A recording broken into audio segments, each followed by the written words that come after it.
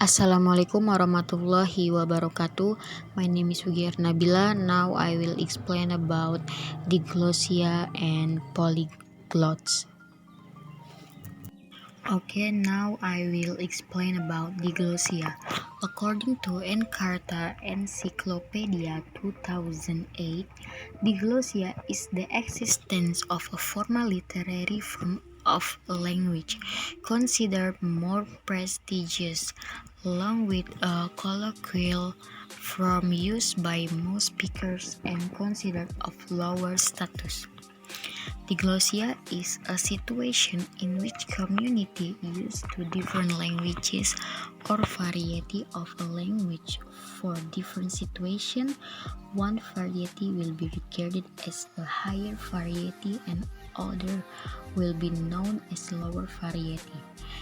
Diglossia also is usually used to indicate bilingualism, speaking of two or more languages by members of the same community. Polyglots. Now I will explain a variation of diglossia. From variation of diglossia, there are lower variety and higher variety. For the first is low variety. The dialect or language that is used for daily communicating. Low variety is the form with having or less prestige attached to it. For example, speaking to someone you are familiar or in the formal settings or with same age.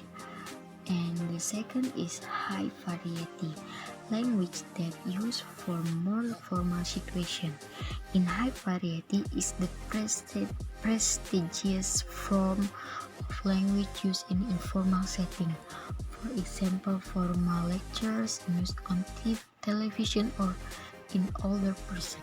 Okay, next is polyglots or polyglottism is the ability to master numerous language. Richard Hudson, Professor Emeritus of Linguistics at University College London, coined the term hyperpolyglot for a person who can speak 6 or more languages fluently.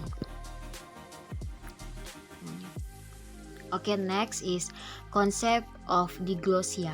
Fishman claims that the criterion for identifying diglossia is the degree of individual.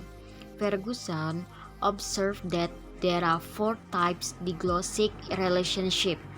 First, a situation of diglossia and bilingualism. Second, a situation of diglossia without bilingualism. Third, a situation of bilingualism without diglossia. The fourth is a situation of no diglossia and no bilingualism. Bradsmore diglossia as an interlanguage, which Yoruba English bilinguals usually use in spontaneous speech and in conversation for intra-group interaction. Next is concept of polyglottism. A person who speaks several languages is called a polyglot.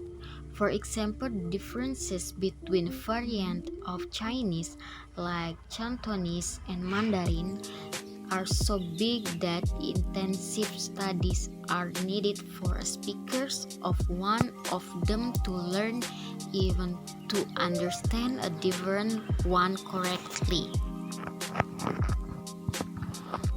Theories of polyglottism. Reason for native language literacy includes socio-political as well as socio-cultural identity arguments. While these two camps might occupy much of the debate behind which languages children will learn to read, a greater emphasis on the linguistic aspect of the argument are necessary. There are several theories to explain the existence of polyglottism in some individuals, including difference in intelligence and brain structure. For the first is there a sequential model, bilingual model, and coordinate model. This is difficult to judge which individuals are polyglots, as there is no uncontroversial definition of what it means to master a language.